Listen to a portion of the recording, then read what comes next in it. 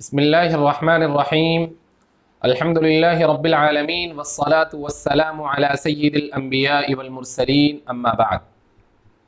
عزیز ساتھیوں اور دینی بھائیوں، 10 ذی الحجہ بہت قریب ہے اور قربانی کے موقع سے عام طور پر لوگوں کے ذہن میں بہت سارے چھوٹے چھوٹے سوالات آ رہے ہوتے ہیں اور وہ ان سوالات کا حل تلاش کرنے کی کوشش بھی کرتے ہیں۔ انہی سوالات میں سے ایک سوال عام لوگوں کے ذہن میں آ رہا ہوتا ہے کہ اگر کوئی شخص ایسا ہے جو گھر سے باہر جاب کر رہا ہے، مثلا کوئی ایسا شخص ہے جو رہنے والا ہے رانچی کا اور وہ دہلی جا کر جاب کر رہا ہے، تو کیا ایسے شخص پر قربانی واجب ہوگی یا نہیں؟ کیونکہ وہ تو گھر سے باہر ہے۔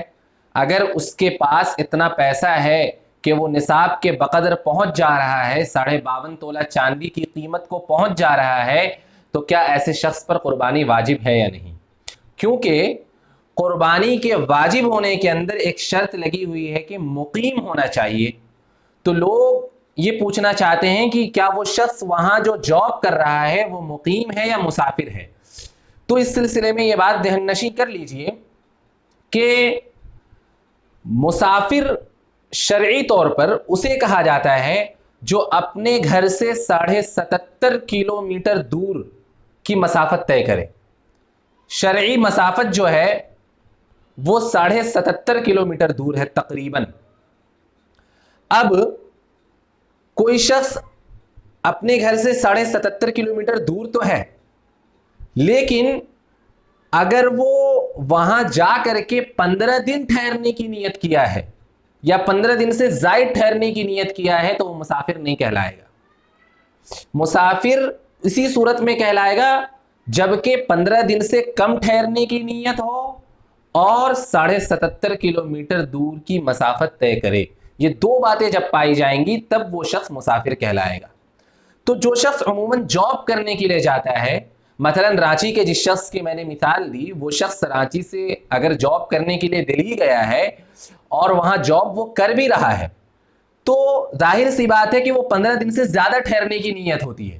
یہ نہیں کہ ہم 15 دن رہیں گے پھر واپس آ جائیں گے، کیونکہ جاب کرنے کے لیے گیا تو وہاں رہے گا، وہ کام کرے گا، تو وہاں جو وہ ٹھہرا ہوا ہے تو وہ مقیم ہو گیا، مسافر نہیں رہا۔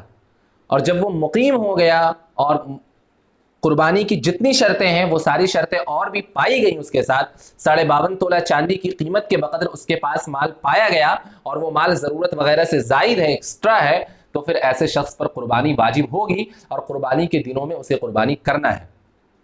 اب یہیں پر رک کر ایک بات یہ سمجھیے کہ لوگ یہ پوچھتے ہیں کہ وہ قربانی کہاں کرے؟ وہ رہنے والا ہے رانچی کا، رہ رہا ہے فی الحال دہلی میں، جاب کر رہا ہے، عارضی طور پر ہے، تو کیا دہلی میں قربانی کرے یا رانچی میں قربانی کرے؟